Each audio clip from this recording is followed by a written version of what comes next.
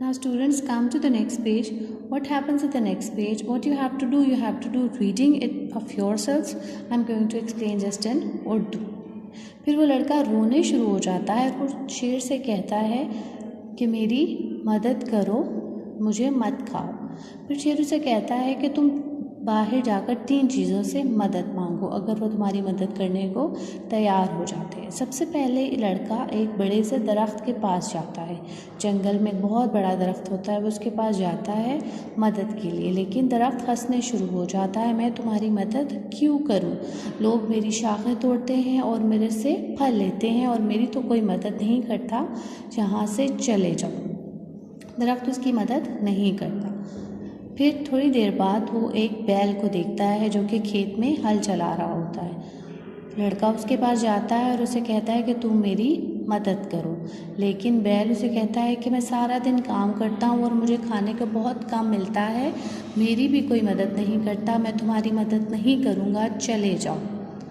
आखिरकार लड़का सड़क पे जाता है और सड़क को कहता है कि तुम मुझे शेर से आज़ाद कराने में मेरी मदद करो, लेकिन सड़क भी इनकार कर देती है, ये कहते हुए कि लोग हर वक्त मेरे ऊपर चलते हैं और मेरे ऊपर सवारियां चलाते हैं, मेरे ऊपर कचरा फेंकते हैं, मेरी कोई मदद नहीं करता, इसलिए मैं तुम्हारी मदद नहीं करूँगा।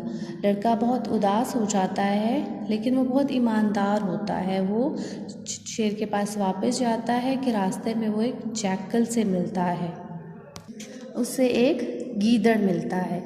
गीदड़ उसे कहता है कि तुम परेशान क्यों हो? लड़का गीदड़ को सब कुछ बताता है और उसे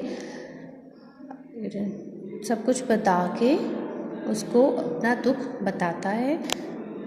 फिर गीदड़ उसकी मदद करने को तैयार हो जाता है और वो उसे कहता है कि आओ मैं तुम्हारी मदद करूं, और वो उसको शेर के पास लेकर जाता है और वो शेर से पूछता है कि तुम इस फंदे में, इस सलाखों के पीछे कैसे गए? शेर अपने फंदे में दोबारा जाता है और इतनी देर में गीदड़ उसका दरवाज़ा बंद कर देता है और उससे कहता है कि अब तुम यहीं रहो, और वो लड़का और गीदड़ वहाँ से चले जाते हैं।